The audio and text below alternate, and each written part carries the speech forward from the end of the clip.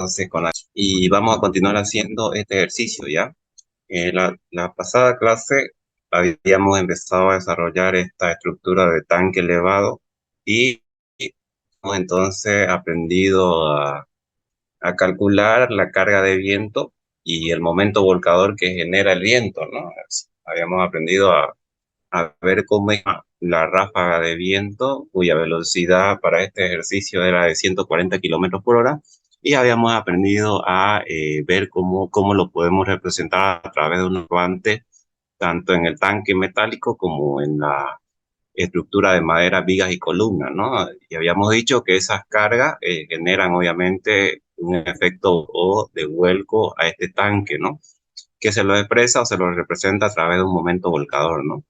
Y todo ese proceso habíamos realizado y finalmente hasta aquí, hasta determinar el momento solicitante o volcador, y nos faltaba a partir de aquí, ¿no? Que es el cálculo del momento resistente. Obviamente habíamos dicho que el efecto de viento produce un vuelco o trata de producir un vuelco, y entonces el que se va a oponer a ese vuelco o a ese momento volcador que produce el viento, algo que se conoce como momento resistente, ¿no?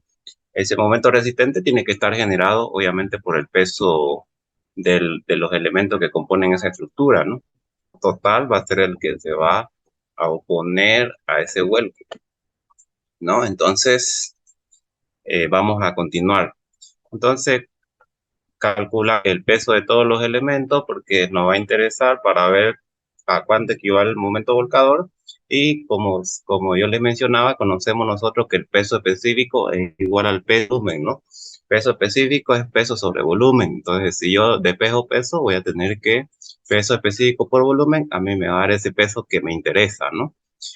Entonces, porque el volumen es igual a área por longitud, yo voy a seguir aceptando un ratito. Ya. Conozco que el volumen es área por longitud y entro con ese cálculo. Iniciemos con el tanque de acero, ¿no? El tanque metálico. El tanque metálico, aquí tengo la vista en corte y la vista en planta, ¿no? El tanque metálico es de 1.7 metros y una base de 2x4 por 2x4, ¿no? Y entonces ese tanque metálico igual tiene un espesor de 0.2 centímetros o 2 milímetros.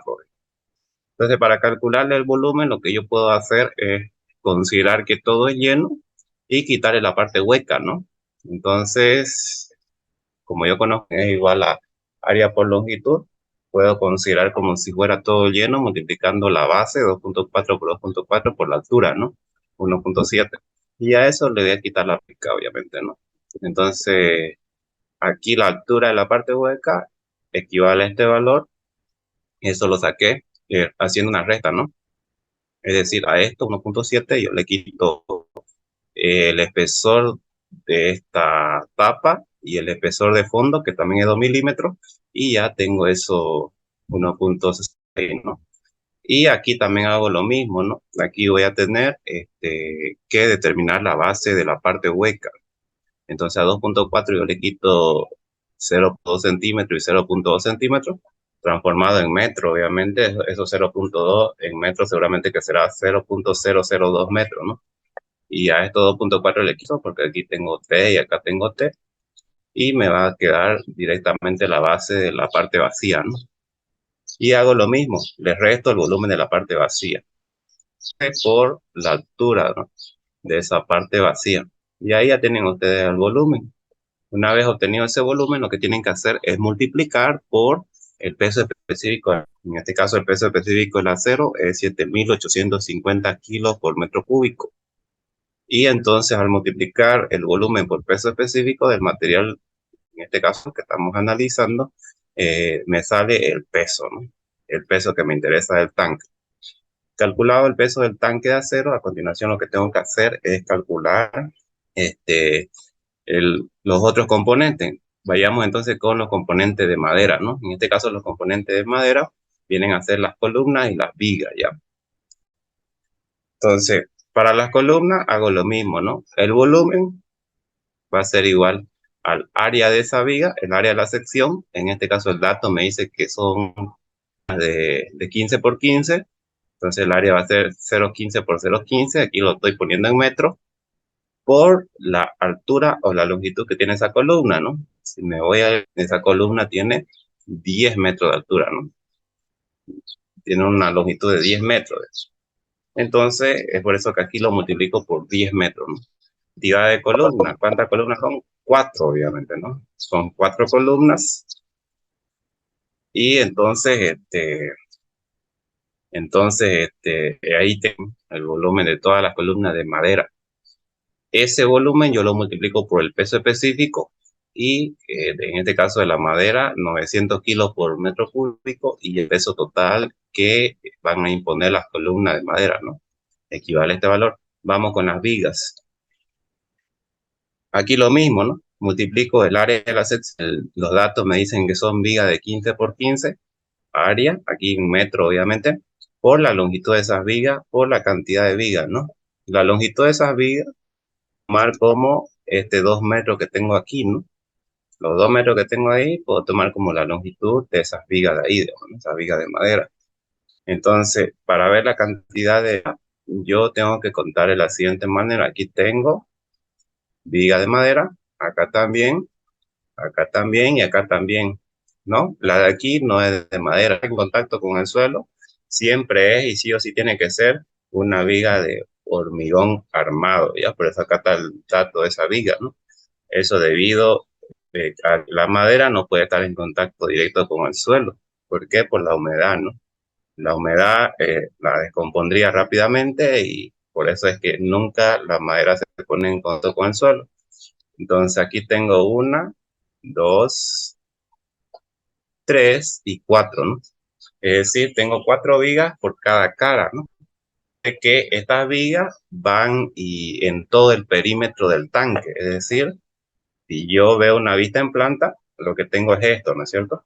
Es decir, tengo cara del tanque, tengo 4 vigas, ¿no? Las 4 filas de vigas las tengo en las 4 caras. Entonces, ya sé que en cada cara tengo 4 vigas y son 4 caras, entonces 4 por 4 serían 16, ¿no? La totalidad serían 16 vigas de madera. Entonces, por eso que aquí le van a cambiar columnas, son vigas. Y también otra cosa que van a cambiar es el resultado. Aquí no es 88, sino es 648, ¿ya? Y aquí es viga, ya eso de ahí, pero multiplicando ese volumen que ustedes obtienen por el peso específico, ya tienen el peso total que le imponen, que le impone o que genera la viga. Entonces, esos dos elementos son de madera y calculamos su peso. A continuación, vamos con el sistema de fundación. Como yo les decía a ustedes, el sistema de que ya son los elementos que tienen que estar en contacto con el suelo, porque obviamente la estructura va a descargar la carga en el suelo.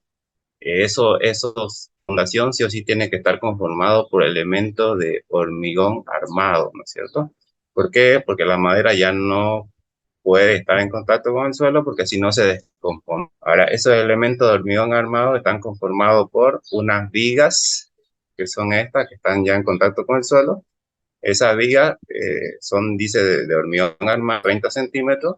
También se las conoce como viga cadena porque van en los 4 lados del tanque, así como las de madera. Y también la fundación va a estar conformada por una pequeña columnita que es esta de aquí, también conocida como pedestal, de 25 por 25, dice. También es de hormigón armado, que esa columnita es la encargada de conectar la columna de madera con la base, otra que se llama también, que es la encargada de transmitir la carga de manera directa ya al suelo, ¿no? que se la coloca a una cierta longitud, obviamente, en función a la tensión admisible o la capacidad portante que tiene el suelo. Y entonces, este sistema de fundación está conformado por eso, ¿no? De hormigón armado, columna o pedestal, esta de aquí de hormigón armado, acá están los datos, y la zapata de hormigón armado igual, ¿no? Entonces, a continuación a calcular ese peso, ¿no? Entonces, para el hormigón, tenemos vigas, calculamos el volumen, él dice que es de 20 por 30, Entonces aquí yo lo tengo en metro, obviamente, 0.2 por 0.3 por la longitud de esas vigas, ¿no? Y las vigas tienen 2 metros, ¿no? Adoptamos este 2 metros igual. Y como yo le decía, al igual que las vigas de madera, van así, en los cuatro van así, enlazando a las columnas en sus cuatro lados. Igual las vigas de hormigón van así, en sus cuatro lados. Y es por eso que aquí yo lo uso cuatro, ¿no? Y ahí obtengo el volumen. Multiplicando ese volumen por el peso específico del hormigón armado, que en este caso es 2.400 kilos por metro cúbico, ya el peso total, ¿no? De las vigas de hormigón armado. Ahí está el peso. Vamos ahora con el pedestal o las columnas, que básicamente son estas de aquí. Diré que conectan, digamos, podríamos decir las columnas de madera con la zapata, con la zapatita esta, que es la encargada de carga al suelo.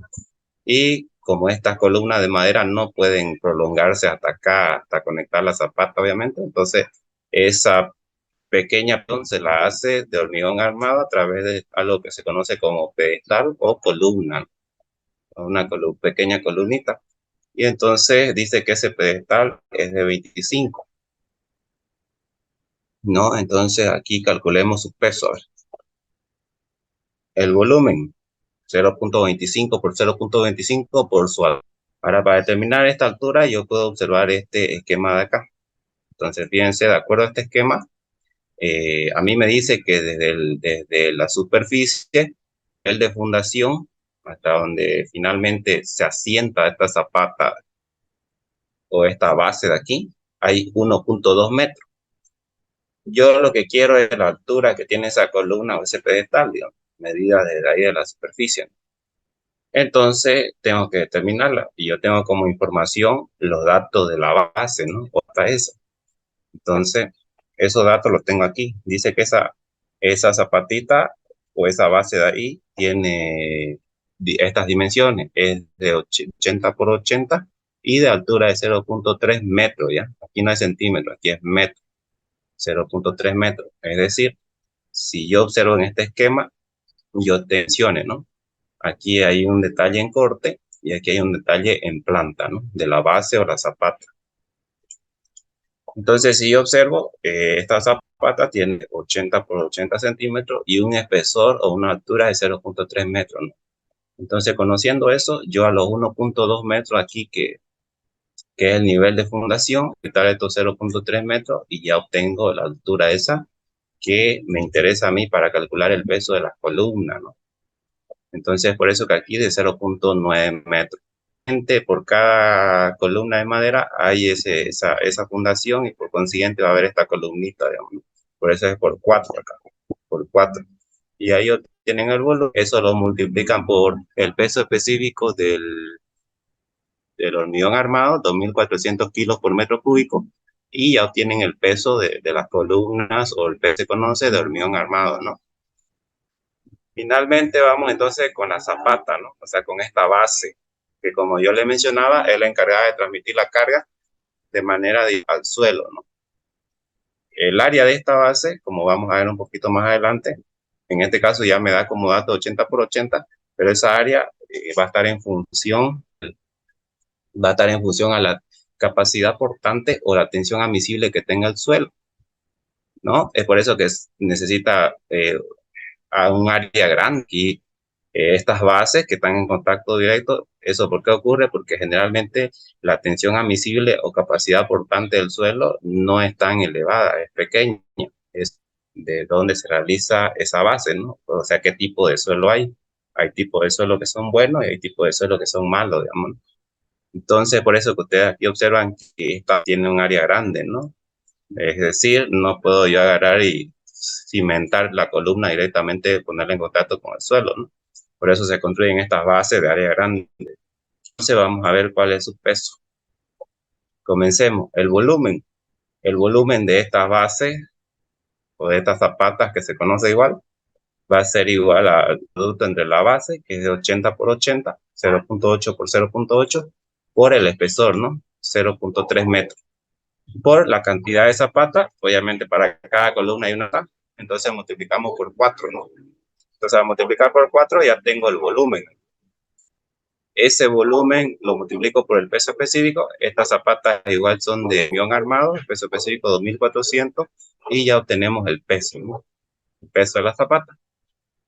Y otros materiales también que aportan, digamos, que son el hormigón pobre. ¿Qué es el hormigón pobre? Básicamente es el hormigón de protección que se le pone aquí por debajo de estas zapatas. Eso con el fin de proteger un poco, más que todo, el acero, ¿no? Porque obviamente estas bases o estas zapatas van a tener a fierro, ¿no? Que se construyen de hormigón y fierro, por eso es que es hormigón armado. Entonces sabemos que el fierro es altamente corrosivo, obviamente, ¿no? Entonces genera corrosión. Como está en contacto directo con el suelo, para más o menos mitigar o evitar un poco esa corrosión debido a la humedad que le impone el suelo, se pone esa capa de protección, o también conocida como hormigón pobre, ¿no? Ese hormigón pobre se pone en toda el área de la zapata, ¿no? Por eso es que al calcular el volumen, hago yo es multiplicar este, eh, 0.8 por 0.8, ese es el área, por el espesor de ese hormigón pobre, ¿no? De 5, generalmente siempre es de 5 centímetros, y por eso aquí 0.05 metros. Eso se coloca en cada zapata, y como son 4 zapatas, por 4, ¿no? Y ahí tengo el volumen. Eso multiplico por el peso específico del hormigón pobre, directamente 2200 por ese volumen, ¿no? 2200 kilos por centímetro cuadrado. Entonces ahí tengo yo el peso de el hormigón pobre. Ya aquí no es zapata, es hormigón pobre. Ya ustedes van a corregir esto. Aquí la nomenclatura del peso de zapata, sino es del hormigón pobre, como lo dice su título acá, ¿no? Y también fíjense que hay otro material que aporta también, o que genera ese contrapeso para evitar ese tanque, que en este caso viene a ser el relleno, ¿no? O el peso del suelo, o el relleno que está por encima, aquí, ¿no? Y mejor lo detalla, digamos. Obviamente ese suelo que está por encima aquí de la base o la zapata, sin contar este pedestal, el área de este pedestal, obviamente, porque ahí ya esa columnita de hormigón armado, pero en todo lo demás de la base está ese relleno, ¿no? Que tiene una altura de 0.9 metros. Entonces, ese relleno o ese suelo que actúa ahí también va a contribuir a generar un contrapeso para evitar el vuelco del tanque, ¿no? Hay que considerarlo. Entonces lo calculamos. Comencemos. Primero, volumen. Yo voy a considerar como si fuera todo, el relleno estuviera en todo, y obviamente le voy a quitar el área de esta columnita que ya la calculó, este pedestal lo he calculado, ¿no? Que ya he calculado su peso. Entonces eso es lo que hago. 0.8 por 0.8 menos esa área de ahí, ¿no? 0.25 por 0.25 por la altura.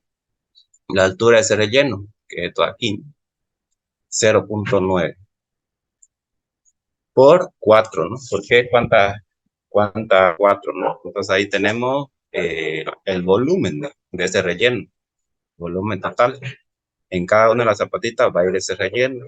Eso multiplicado por el peso específico, estimado en 1800 kilos por metro cúbico, y ahí entonces obtenemos el peso que le contribuye ese relleno, ¿no? Aquí directamente. Y finalmente calculamos el peso total. Hacemos la suma de todos los pesos de los materiales que hemos calculado, tanque, el hormigón y hormigón pobre y el suelo, y finalmente sumamos todo, ¿no? Y ahí tenemos lo que es carga muerta, ¿no? Carga muerta es debido al peso de todos los materiales que componen la estructura, ¿no?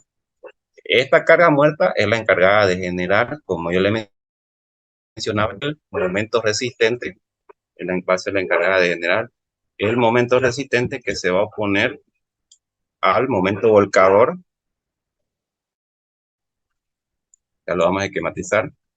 Se va a oponer al momento volcador que le induce el viento a este tanque, ¿no? Ya vimos obviamente que va a existir un momento volcador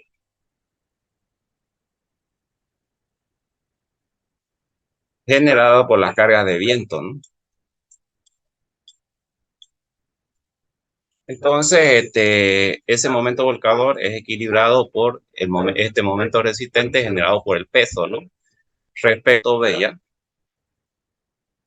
Entonces, al multiplicar yo ese momento, ese peso por esta distancia con respecto a este punto, ya tengo resistente, ¿ya? Aquí está. Entonces, ese peso por esa distancia que yo conozco, obviamente, que hay 2 metros, entonces multiplicando 2, porque cae en el centro de este peso, ya tengo el momento resistente directamente, ¿no? El momento que se opone al volcador. Ahora, seguramente cualquiera de ustedes se pregunta, pero si este es un tanque de agua, ¿por qué no tomaste en cuenta el peso del agua, digamos? Este tanque está hecho, esa es su función, digamos, albergar agua, ¿no? Reservas de agua para abastecer a una cierta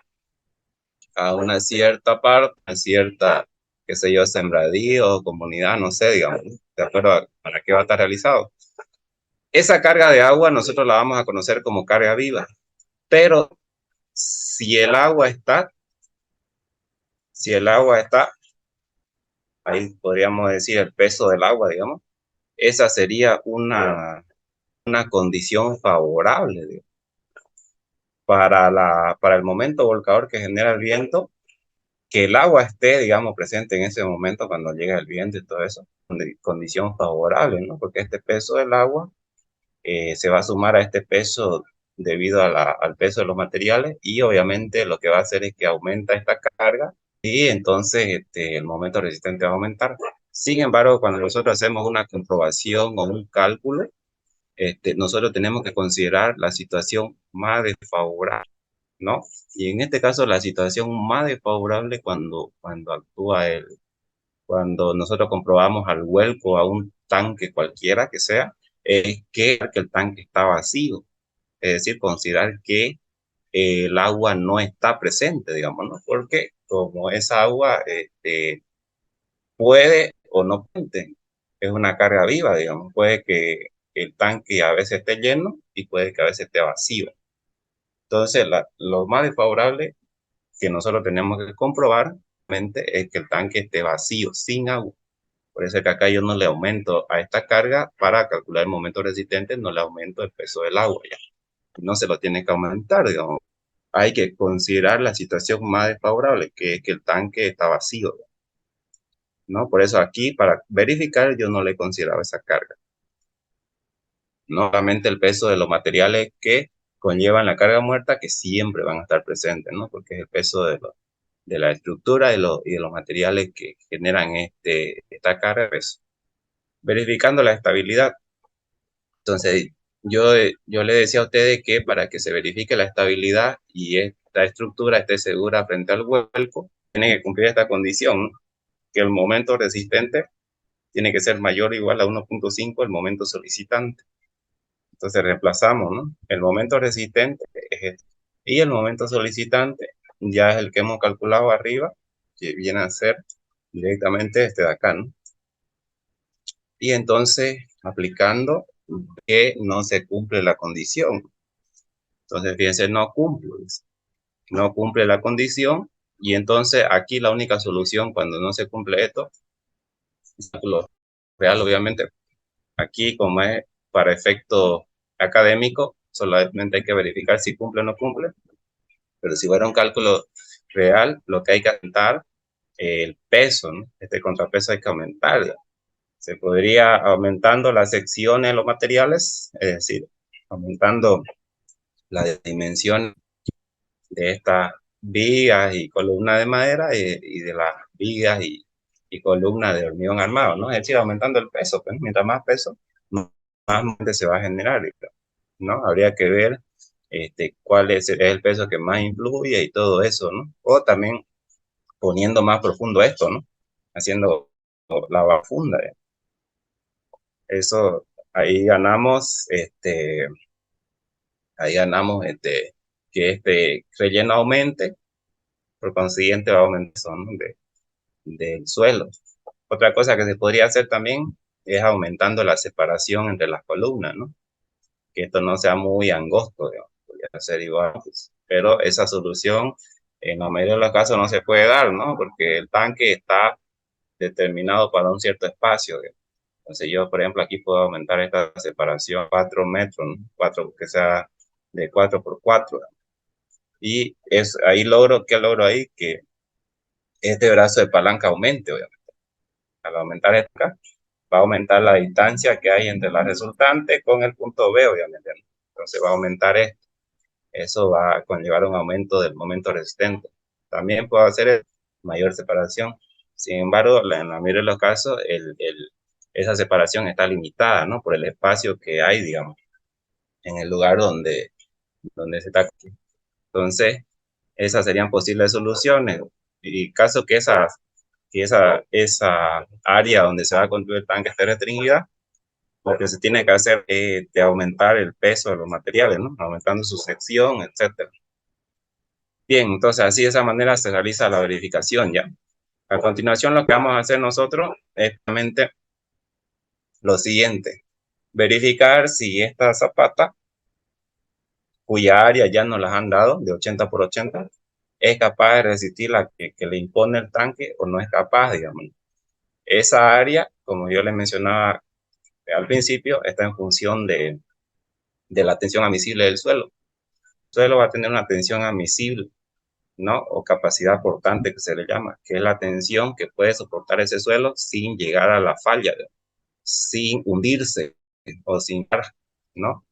Eso se determina a través de ensayos de laboratorio, etcétera, ¿no? Los laboratorios de suelo determinan, tienen esos ensayos para determinar la portante o la tensión admisible de cualquier suelo, ¿no?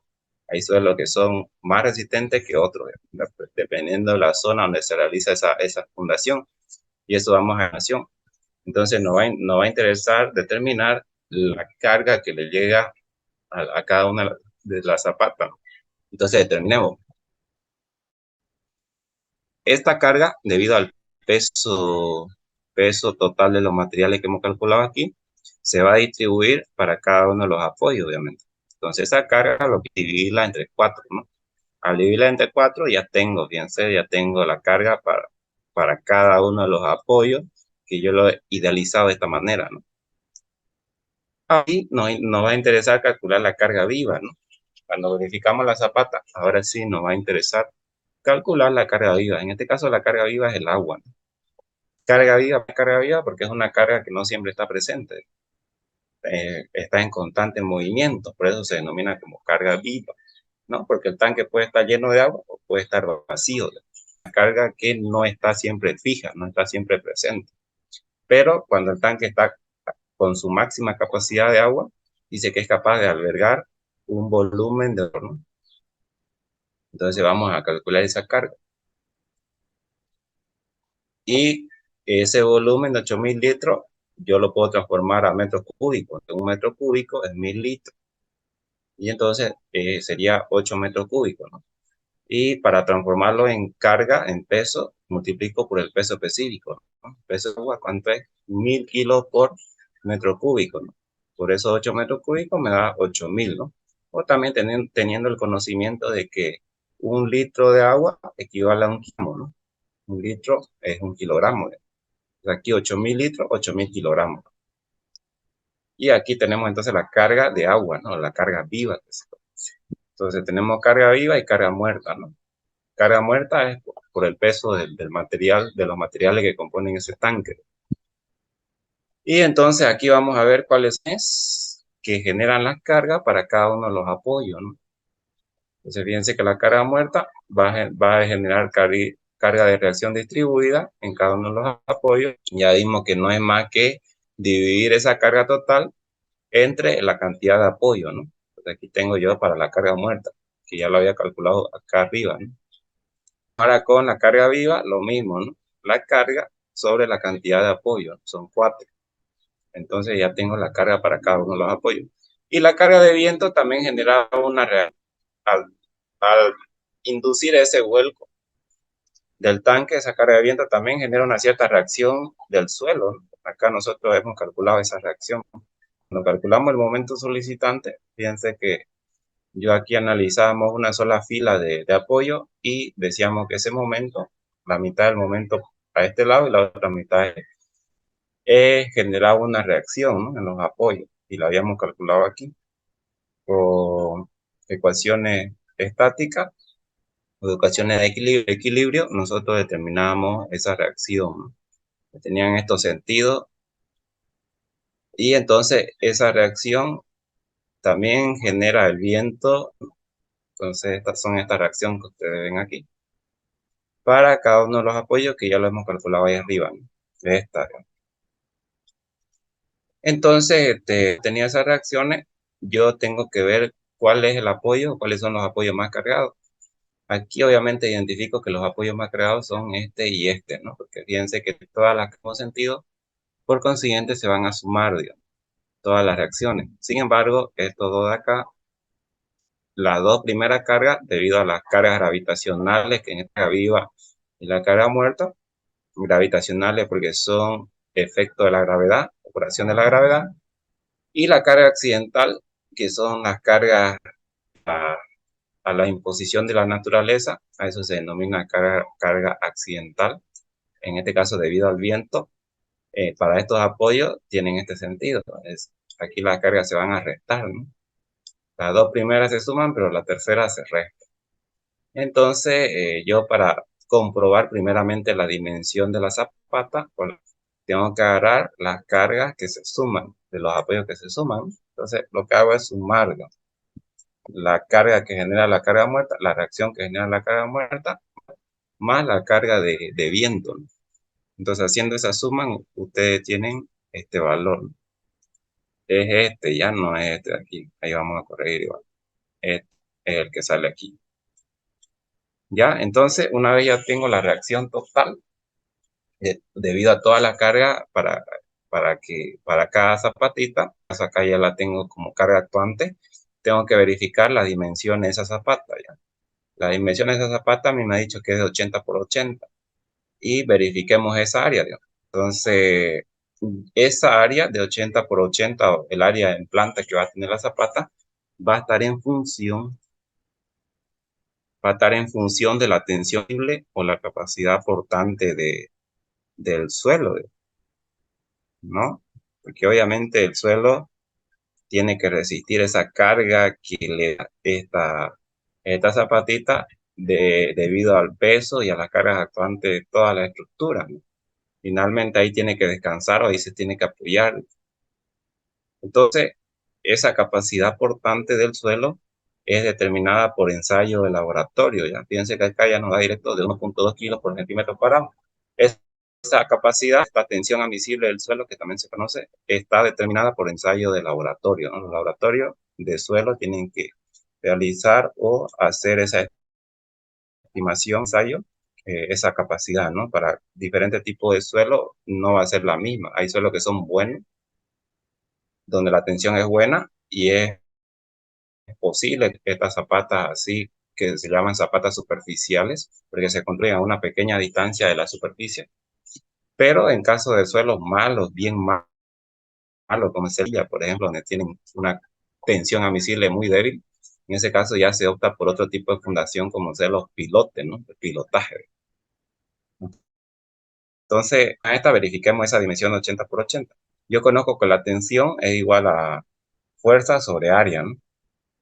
Entonces, la igual al área de la base, ¿no? O de la zapata, que eso es lo que voy a verificar. Ahí tenemos nosotros la base, es una base cuadrada. Lo que vamos a verificar son las dimensiones que hemos obtenido al inicio, ¿no? B por B, ¿no? Vamos a ver si esa de 80 por 80 que hemos adoptado al inicio está correcto o no está. Entonces, aquí el área va a ser toda superficie de base, B por B, y de aquí me va a quedar B cuadrado y despejo B, ¿no? B va a ser igual a raíz cuadrada de peso de la tensión admisible. Esta carga actuante, obviamente, ¿no? La suma de todos los pesos.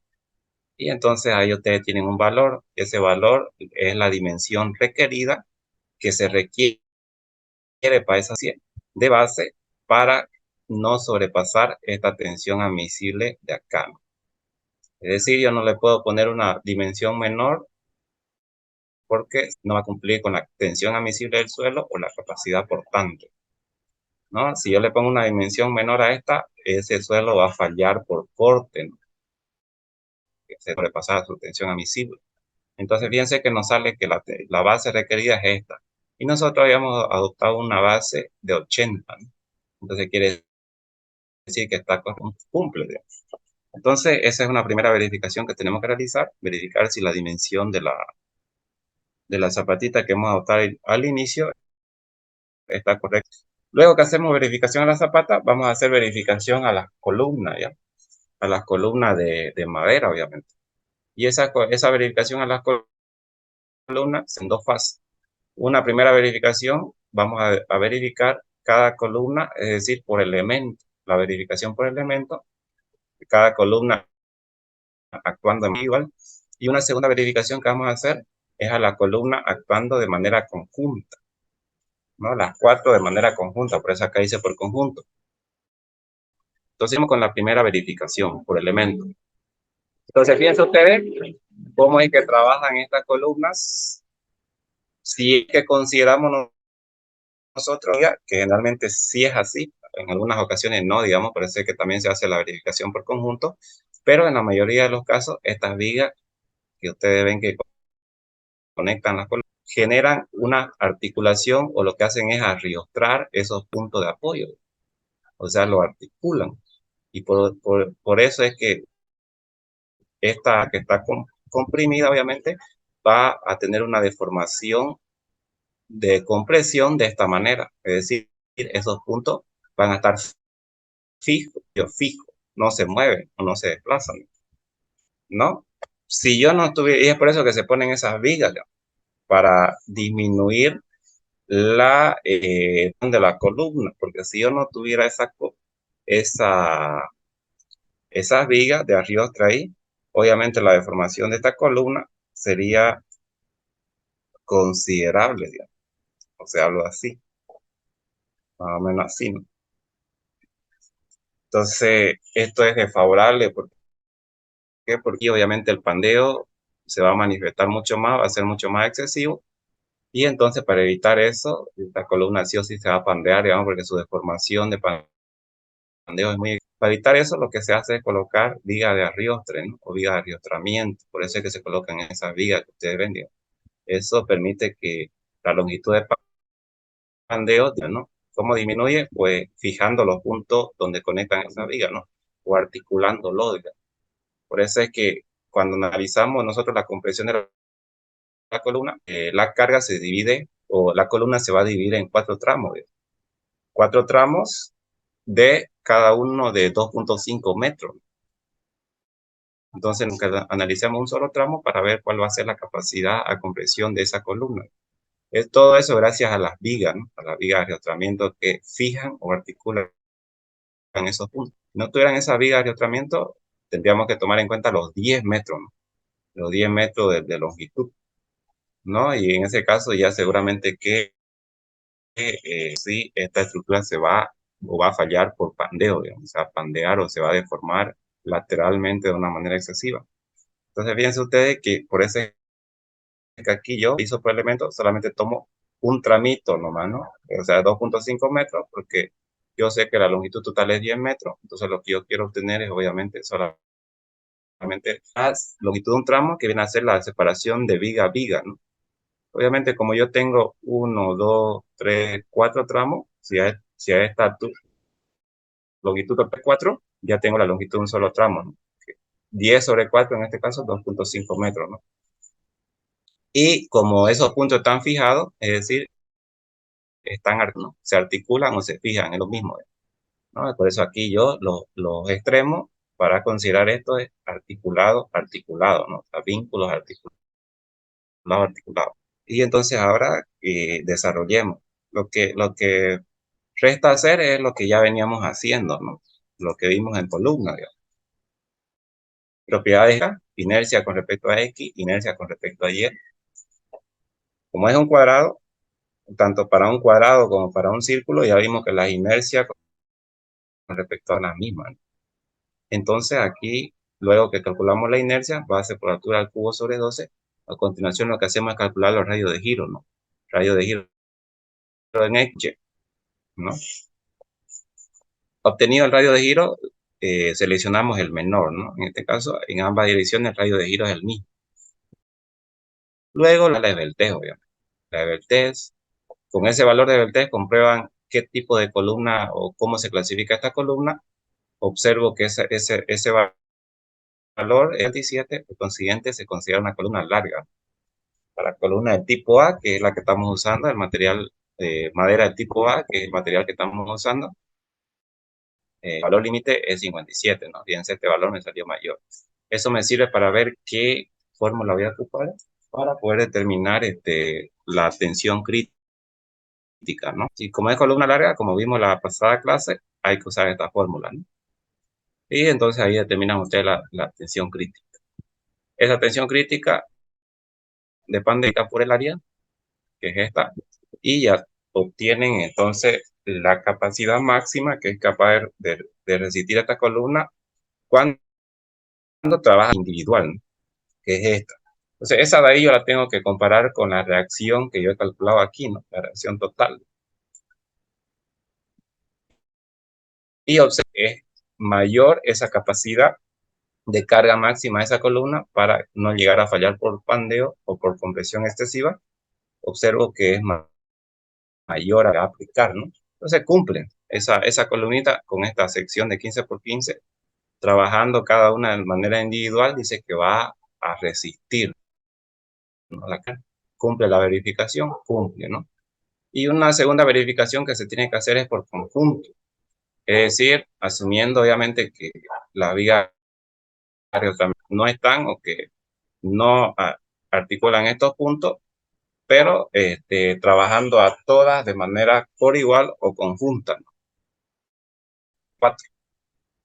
Entonces, ahí cuando se comprueban trabajando de manera conjunta, que es otra posibilidad que se puede dar, nosotros lo que hacemos es tomar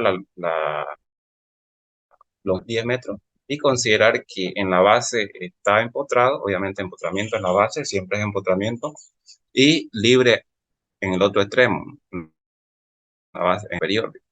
Entonces, vamos a comprobar, a ver, la separación entre columnas de madera, obviamente, corresponden a la dimensión de 2 metros, 2 metros, por esta dimensión A, ¿no? Entonces, A, 2 metros y 2 metros. Y aquí se forma, es como si yo tuviera, digamos, acá vamos a idealizar, ¿a qué se parece esto? Vamos a ver, si yo tuviera directamente una figura rectangular, ¿ya?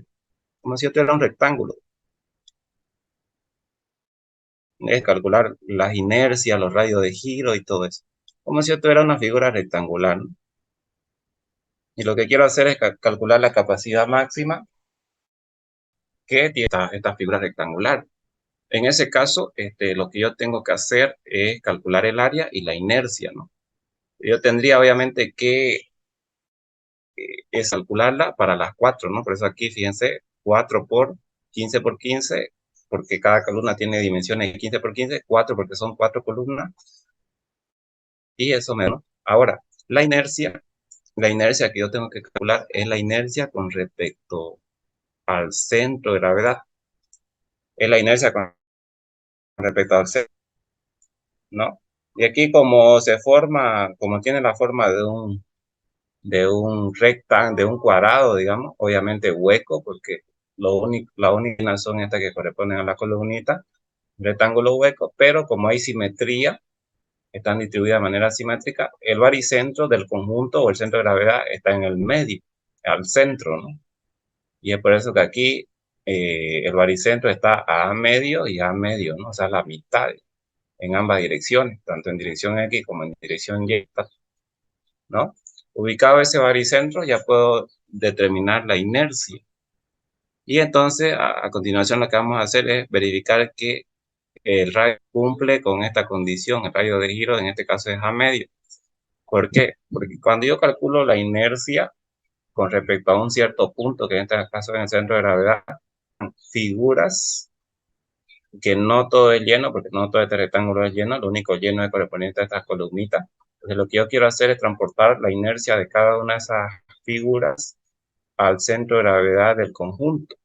Eso lo hago a través de la fórmula de Steiner, ¿no? De la fórmula de Steiner me dice que es igual a la inercia de la figurita individual más el transporte de esta inercia, que sería el producto por el producto del área de la figura por el brazo de palanca, es decir, la distancia que hay desde el baricentro de la figura en análisis hasta el centro de gravedad del conjunto. Esto al cuadrado, ¿no? Esta es la fórmula de los ejes paralelos o la fórmula de Steiner, ¿no? Para transportar la inercia de una cierta, en este caso de cada una de estas columnas, a un punto en específico que aquí es con respecto al centro de gravedad del conjunto. Entonces esta es la fórmula que se utiliza. Ahora, esta fórmula de aquí dice que cuando las dimensiones o las separaciones son muy grandes o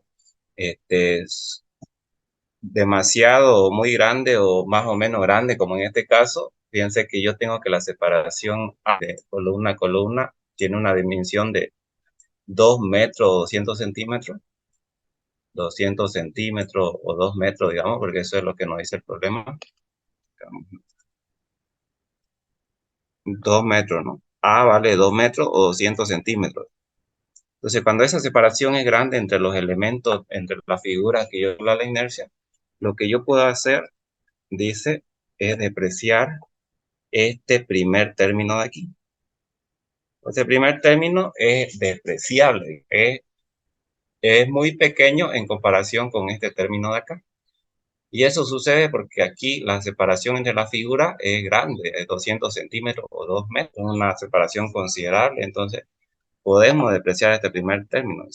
Eso no sucede en figuras donde esta separación es pequeña. Por ejemplo, si es de 20 centímetros, 10 centímetros.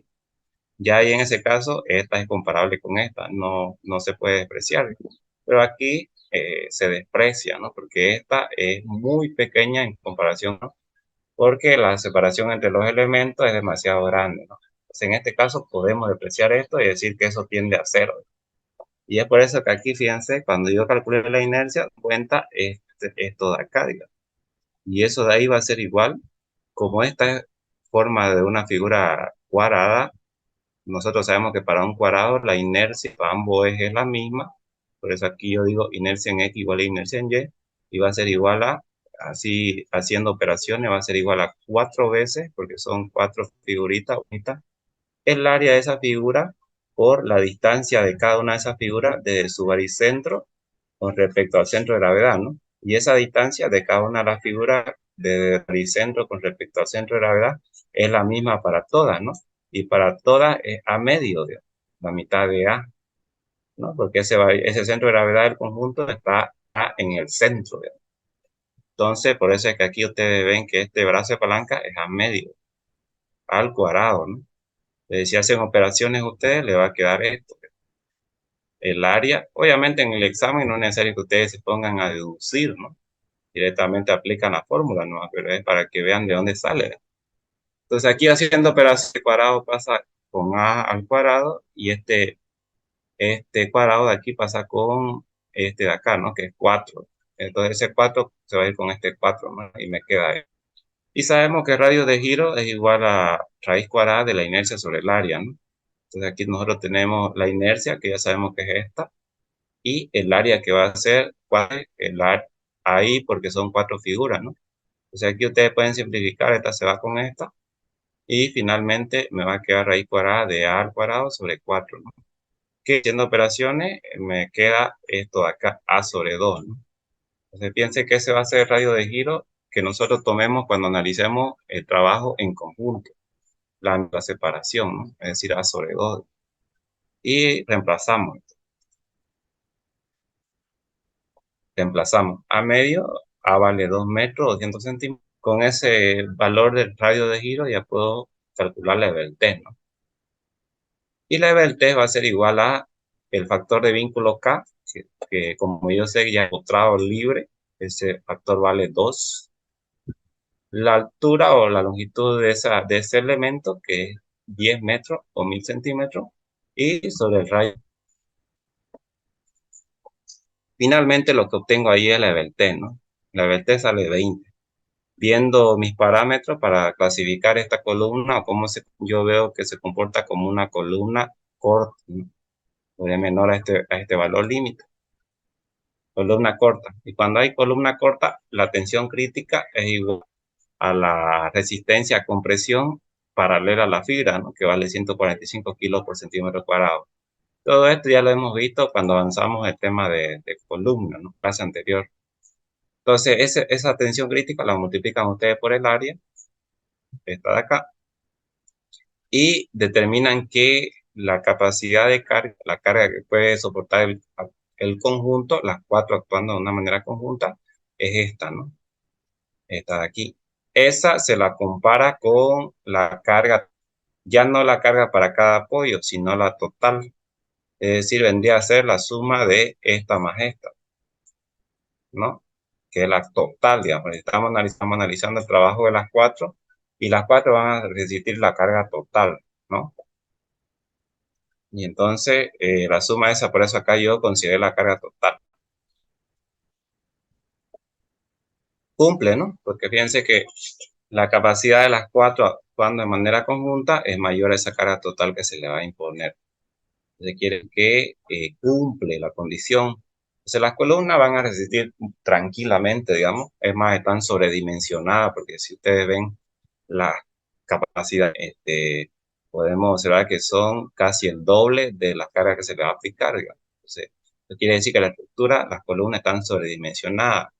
Podríamos rebajar esto, rebajar eso, va a disminuir el peso, ¿no? Al disminuir el peso, ¿qué va a suceder? Que el momento resistente va a ser más pequeño, digamos. Entonces, fíjense cómo unos juegos, yo ahí puedo disminuir la sección de las columnas para hacer esto que sea un poco más económico, pero eso me va a conllevar a mí que el peso disminuya y el momento resistente sea menor, ¿no? Entonces, con esos dos parámetros, siempre el vuelco y las capacidades, el vuelco, porque obviamente ese tanque tiene que ser estable y las dimensiones de la columna, porque nosotros tenemos que dimensionarlo para que sea más económico posible, ¿no? Con esos dos parámetros hay que jugar cuando hacemos un diseño real de un tanque elevado, ¿no? Bien, entonces ese ha sido el ejercicio de tanque, ¿ya? De manera muy breve y rápida vamos a ver otro tipo de, que en este caso sería un ejercicio de lo que se conoce como machimbre, ¿ya? ¿Qué es el machimbre? El machimbre son estos pisos de madera que todos hemos observado, no hemos parado sobre un piso de madera y eso es lo que vamos a ver en este ejercicio, ya. Por ejemplo, este ejercicio de machimbre, donde nos dice que tenemos este piso de madera con machimbre, que son estos tablones o entablados que se colocan a lo largo y eso van a ser sostenidos por unas vigas, ¿no? Que son el sostén de esos tablones, esas tablas de machimbre. Aquí tenemos un esquema o para el que no haya visto, no se haya un piso de machimbre, básicamente es esto, ¿no? Son los pisos de madera, digamos. Esto de aquí, ¿no? Pues fíjense, estos pisos de madera, por ejemplo, estos pisos están conformados por, ya lo vamos a llevar, están conformados por estos tablones que conforman el piso donde nos asentamos nosotros directamente, nos paramos, digamos. A esos tablones los denominamos como machimbres, esos son los famosos machimbres, ¿no? Son las tablas estas, o los largueros, eso, digamos, que generalmente tienen un espesor, ¿no? Una pulgada, 2 centímetros, etcétera.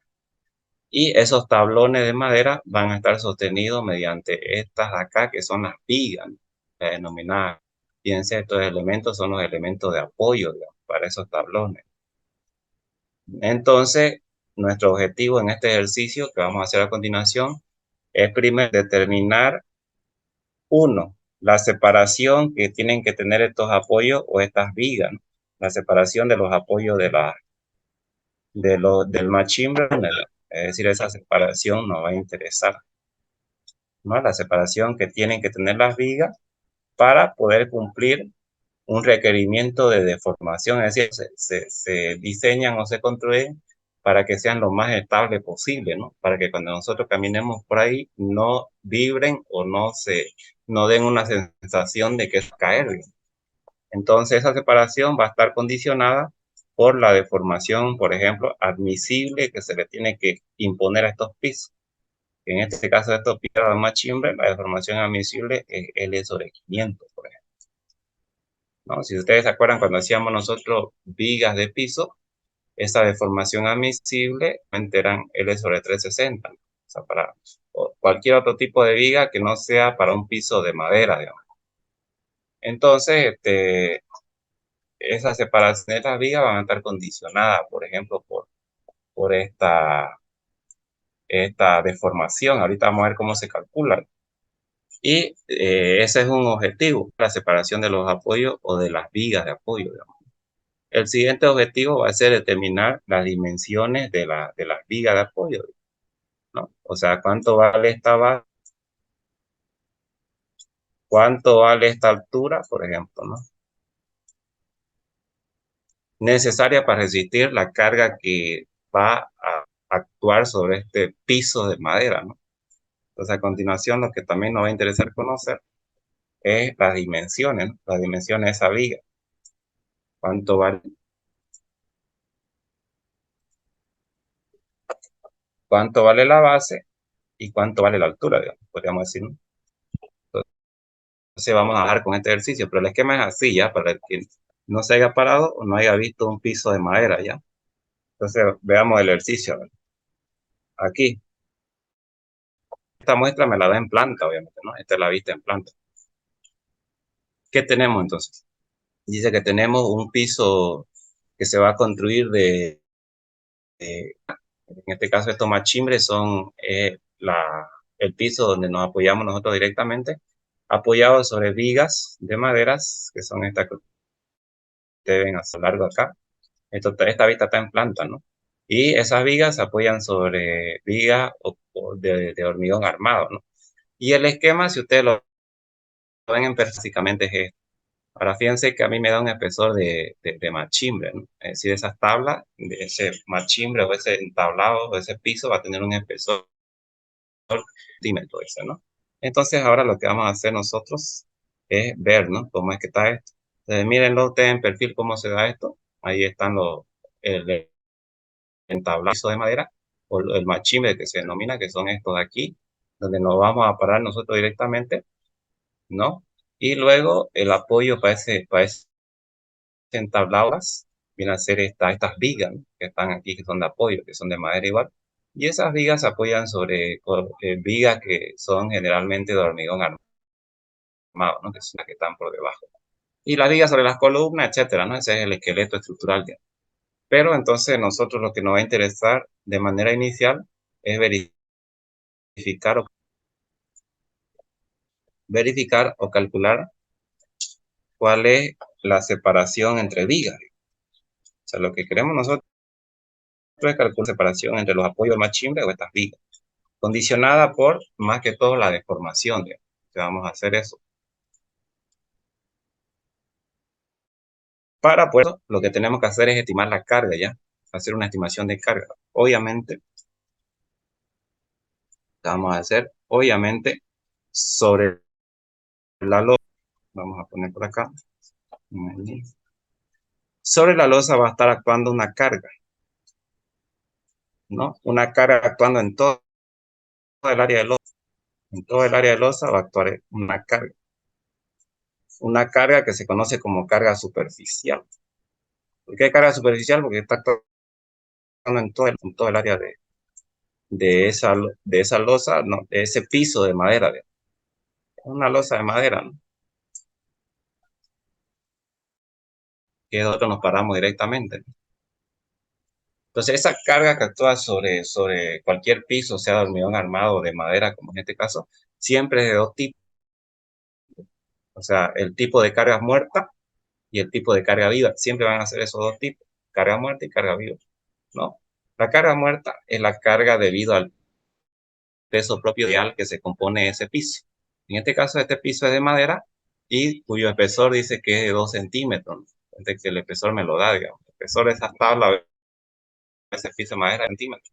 Entonces, para hacer la estimación de carga, yo para estimar la carga muerta tengo que multiplicar el peso específico del material, que en este caso es madera, por ese 2 centímetros, ¿no? Fíjense que ya tengo la estimación de ese peso por metro cuadrado, ¿no? Esta es una carga superficial. ¿Por qué es superficial? Porque es una carga estimada actuando en superficie de ese piso, digamos. Por eso es por metro cuadrado, ¿no? Peso específico por el espesor de ese material nos da una carga por metro cuadrado, una presión por metro cuadrado. Y es por metro cuadrado porque está actuando en todo el área de losa, ¿no? Cada metro cuadrado. Ahora, el otro tipo de carga, que es la carga viva, como su nombre lo dice, es la carga que no puede estar presente, una carga que está en constante movimiento, una carga móvil, ¿no? Esa carga viva está en función de acuerdo al tipo de uso que se le va a dar a ese piso de madera. Va a ser para simplemente vivienda, dormitorio, va a ser para un salón de eventos, va a ser para un gimnasio, etcétera, ¿no? Diferentes tipos de uso que se da a una estructura. En función a eso, esta carga viva tiene que estar dada. Hay tablas donde indican cuánto tenemos que tomar de carga viva en función a qué tipo de uso vamos a dar. Yo no puedo diseñar una losa, un piso dado para resistir carga, o sea, para resistir carga de si esa estructura simplemente va para dormitorio y luego le pongo un gimnasio, no puedo hacer eso, ¿no? Porque la carga para dormitorio o para vivienda simplemente es mucho menor que la carga que se considera si es que se va a poner un gimnasio. Por eso tiene que estar bien estipulado qué tipo de uso se le va a dar al piso, ¿no? En este caso, fíjense que a nosotros ya nos dan una carga de manera directa, ¿no? Aquí con fines académicos, 500 kilos por metro cuadrado, ya está dado, ¿no? Entonces ahí ya tengo las dos cargas actuando en toda la superficie o en cada metro cuadrado de este piso, 18 y 500, ¿no?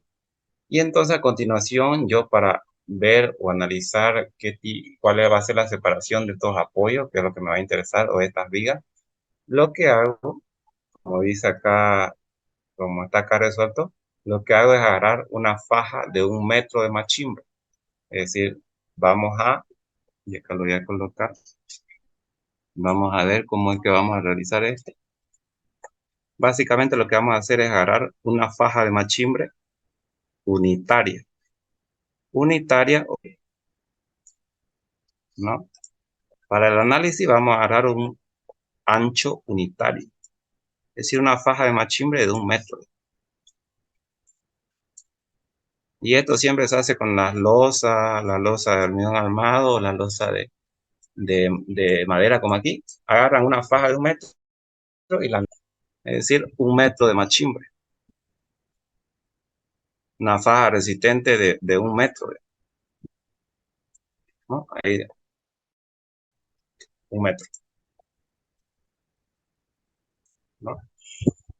Y entonces, esa faja de 1 metro, nosotros la idealizamos, así es como trabaja, como una viga, ¿no? Fíjense, esa faja aquí ya está idealizada de manera matemática para efectos de cálculo estructural. Es como una viga eh, y que contiene apoyo, no conozco la cantidad de apoyo, pero lo idealizo así de esa manera, puede ser cualquier cantidad de apoyo, y la faja resistente metro que yo he agarrado de base por una altura correspondiente al ancho de ese machimbre, ¿no? En este caso, ese machimbre tenía 2 centímetros de grosor o de ancho. Y lo que nosotros queremos obtener a continuación es la carga que va a actuar sobre esa faja. Esta carga es una carga lineal, es decir, por centímetro o por metro. Es decir, yo agarro 1 metro y a continuación lo que voy a hacer es agarrar y obtener la carga que va a estar actuando sobre esa faja. Por eso se llama carga lineal. Ahí, ¿no? Es decir, una carga actuando sobre la línea de esa faja. Y esa carga lineal nosotros la obtenemos para poder obtener los esfuerzos internos, las deformaciones, etcétera. esta carga lineal en toneladas o kilogramos por metro, ¿no? Lineal porque es una carga por cada metro o por cada centímetro. Esto se obtiene multiplicando la carga superficial o la carga actuando sobre toda la superficie. En este caso, esa carga que estaba en metro cuadrado, que la hemos calculado aquí. Eso multiplicando por el ancho el ancho del elemento donde vos querés distribuir esa carga lineal. Está aquí, ¿no? Entonces, de hecho, viene a ser los 1 metro de faja, ¿no? Multiplicar esto por 1 metro, aquí voy a simplificar este metro con este y me va a quedar una carga lineal, obviamente. Y es lo que yo he hecho. La carga superficial lo multiplico por el ancho de línea, el ancho de ese elemento donde yo quiero distribuir esa carga lineal, que en este caso son los 1 metro de carga lineal, ¿no? O sea, por cada metro. Y entonces ahí, al sumar esas dos, obtengo lo que yo conozco como carga Q. La carga Q es la consideración de la carga muerta más. Que aquí está en kilo por metro, pero yo lo transformo a kilo por centímetro. Y entonces finalmente la idealización es esta, ¿no?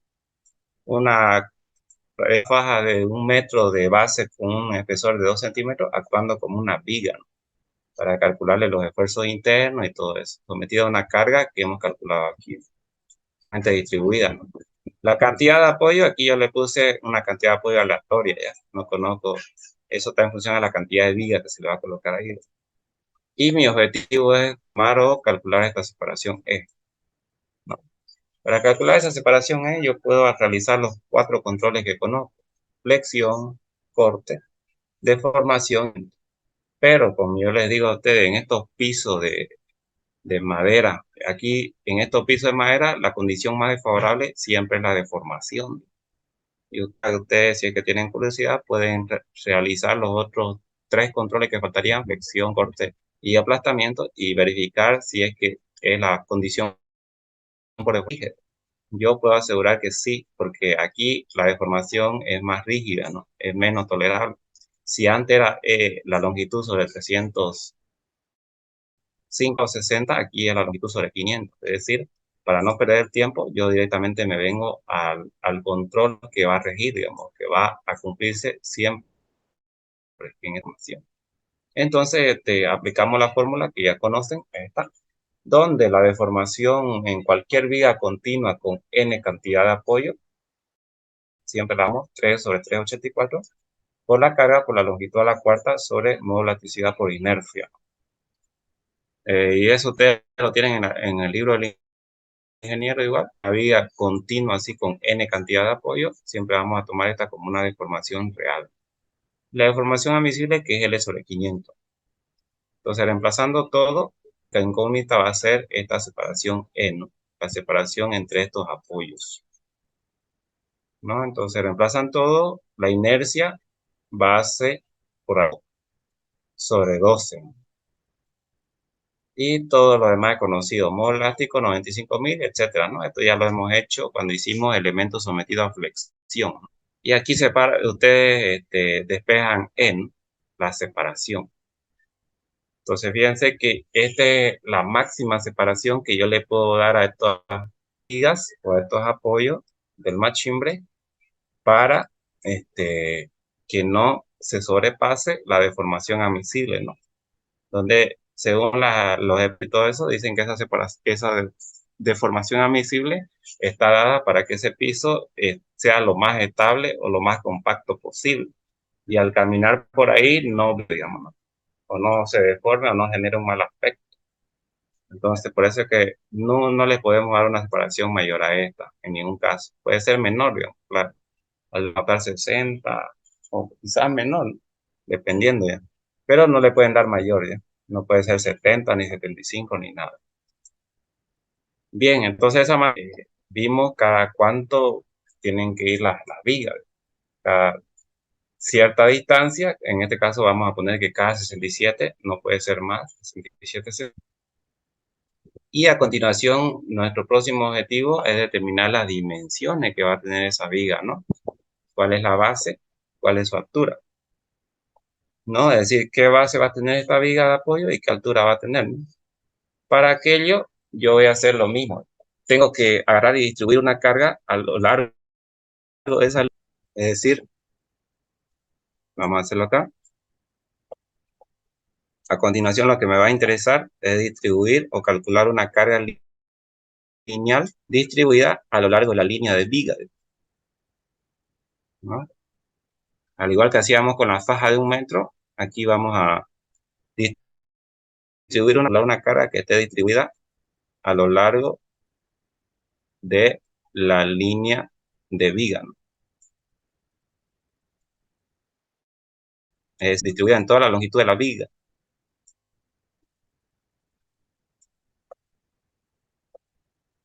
¿no? Ese es mi objetivo a continuación, digamos, la carga Q que va a estar distribuida a lo largo de esta línea o esta viga. Para obtener eso, tengo que multiplicar yo, al igual que hice con la faja, la axial que está actuando sobre el piso de madera, multiplicarlo por la separación o el ancho de influencia de esa losa sobre la separación. ¿Y a cuánto equivale esa separación o ese ancho de influencia? Para entender eso, me tengo que venir a este dibujo de aquí, este dibujo en planta. Entonces, si nosotros observamos este dibujo en planta, yo observo que entre viga y viga hay tramos, ¿no?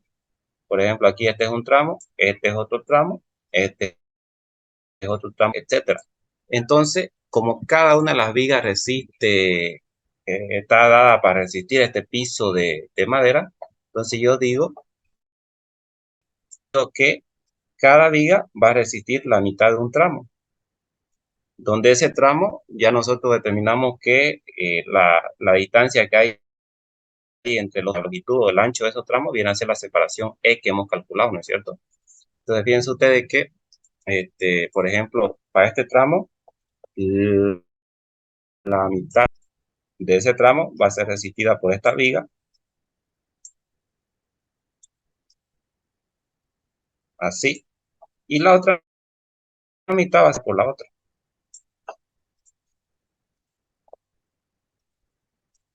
ahí, ¿no? Más o menos, ¿no? Es decir, la mitad de un tramo va a ser resistida por una y la otra mitad por la otra, ¿no? Lo mismo sucede, digamos, con el siguiente tramo. Mitad por una y la mitad por otra. Lo mismo con el siguiente y así sucesivamente, ¿no? Esa compresión nos sirve a nosotros para determinar cuál es el ancho de influencia. Ahí, etcétera, ¿no? Entonces, la mitad de un tramo resiste una, la mitad lo resiste la otra, y así, etcétera, ¿no? Ahora, como yo conozco que esta separación de los tramos, que es la separación de las vigas, esto de acá y esto de acá, es igual a E, ¿no? El espaciamiento que yo calculaba hace rato, ¿no? Entonces, como yo sé que la mitad de un tramo lo toma una, del otro tramo lo toma la otra, entonces cada una va a tomar E sobre 2, ¿no? Es decir, piensa, aquí, por ejemplo, esta de este borde de acá va a tomar E sobre la mitad del tramo. Lo mismo esta de aquí, esto de aquí es E sobre 2, la mitad de la separación E sobre 2. Y acá también E sobre 2. Entonces, finalmente, ¿cuánto sería este ancho de influencia de aquí? Una viga, que en este caso tiene que ser una viga interna, ¿no? Puede ser esta, puede ser esta, puede ser esta. ¿Por qué? Porque estas externas, estas que ya están en los bordes, como ser esta, ya simplemente resisten un ancho de losa de la mitad, o sea, un E sobre 2, un ancho de losa correspondiente a E sobre 2. En cambio, las internas, esta o esta, existen un ancho de losa correspondiente a E total, ¿no? Es decir, la separación total. Si yo sumo E sobre 2 más E sobre 2, es la separación total. Finalmente, yo quería lograr lo que yo quería lograr aquí, digamos. ¿Cuánto vale esa separación de influencia para una sola viga? Vale N. Multiplicando esta carga superficial Multiplicando esta carga superficial por ese ancho E, ya obtengo una carga uniformemente distribuida en línea de viga, ¿no? Y eso es lo que yo he hecho acá. Vamos a borrar todo esto. Fíjense, la carga superficial multiplicado por ese ancho E, que ya yo lo obtuve aquí, que es la separación esta. Y ya tienen ustedes la carga lineal, uniformemente distribuida sobre esa viga. Entonces la carga Q es la suma de ambas, ¿no? Carga muerta más carga viva. Ahí está, aquí está en kilo por metro y lo transformo a kilo por centímetro. Y entonces finalmente tenemos viga de longitud 3.2 metros. Ahí está la viga, longitud 3.2 metros. Son estos 3.2 que están acá. Ahí está. Simplemente apoyada, obviamente, simplemente apoyada en las vigas de hormigón armado que están acá a los bordes. Y ahí está. Y sometida a una carga uniformemente distribuida. Y lo que nos interesa conocer es la sección, la base y la altura. Entonces, para lograr esto ya lo hemos hecho, lo hicimos en la primera clase, donde se acuerdan que adoptábamos una condición acá, donde la altura era igual a 3 veces la base, ¿no? Esta es la condición que vamos a adoptar siempre. Entonces, teniendo ese dato de ahí, podemos realizar los controles que ya conocemos, ¿no? Flexión y calculan una base y una altura, ¿no? Corte, una base y una altura. Deformación, calculan una base y una altura. Y por último, aplastamiento, ¿no? Base y altura, ¿no? Esto ya lo hemos hecho. Aquí, por ejemplo, el área de aplastamiento, viene a ser esta área de aquí, ¿no? Aquí vamos a idealizarlo. Básicamente viene a ser el área de apoyo entre la viga de hormigón armado y la viga de madera, ¿no? Que es esta de aquí. Esa, ¿no? Esa de ahí. Vamos a borrar los datos. Vamos a hacerla con esta de acá, con mi celio chueco. Ahí.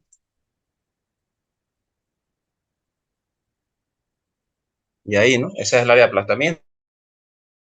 Y vale esa área que está de aquí. Tiene como base esta dimensión de la viga de acá, que en el problema de dimensión es 15, fíjense, 15 por 30, la viga de hormigón armado, y esta otra dimensión de acá correspondiente a la base de la viga, ¿no? Que es incógnita. Esta es la que no conocemos, la base de la viga de madera.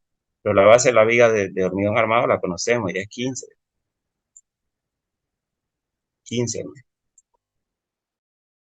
Ahí, y ese es el área de aplastamiento, ¿no? Y es lo que yo he reemplazado acá, digamos, B por 15. Todo ya lo hemos visto, la primera clase hicimos y ya saben ustedes que determinan dimensiones para los 4 controles, digamos, donde si se pueden dar cuenta, incluso aquí el control por el que rige, porque como le digo, estos pisos de madera, lo que se tiene que controlar más es la deformación, digamos. Por eso, aquí el que nos rige es la deformación, ¿no? Incluso ustedes aquí directamente pueden realizar solo deformación, pero yo les puse para que vean, digamos, ¿no? La deformación es el más desfavorable, ¿no? Actualmente como dimensión, lo que nos botó el control por deformación es los resultados de deformación, digamos, son estos de acá, ¿no? Entonces yo digo que esa viga va a ser de 8 y altura 24. ¿Ya? Entonces, de esta manera es que se realiza o se comprueba estos pisos de madera, o más conocidos como machimbre, ¿no? Este tipo de ejercicio. Bien, entonces, aquí vamos a quedar por el día de hoy, pero antes, el ingeniero me informó que le dé una noticia, ya es que él me llamó ayer y me dijo que le ponga como fecha de examen la fecha tentativa del martes 24 ya. Primer examen, martes 24, o sea, el próximo martes.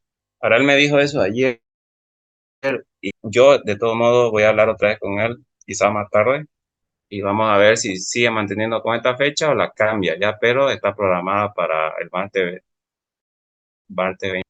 Y yo cualquier cosa le voy a comunicar en el grupo. Si es presencial o virtual, igual eso le voy a comunicar ya. Más tarde yo le voy a hablar y vamos a ver qué me... Pero ayer me dijo que le ponga esta fecha, martes 24. Ya, si es que se mantiene para el martes 24, sería todo lo que avancemos hasta jueves, o sea, hasta pasado mañana. Ya, entonces cualquier cosa yo le voy a estar avisando a ustedes en el grupo. Ahora no se vayan a salir porque voy a tomar una pequeña captura acá para ver el tema de la asistencia.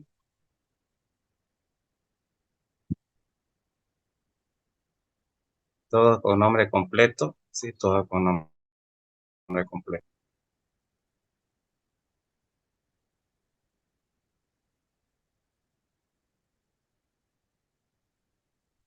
Ya. Perfecto. Entonces ahí vamos a quedar. Cualquier cosa sobre el examen que está programado para el martes 24, pero si hay modificación, yo les aviso. Si va a ser presencial y o virtual, también les cualquier cosa en el grupo.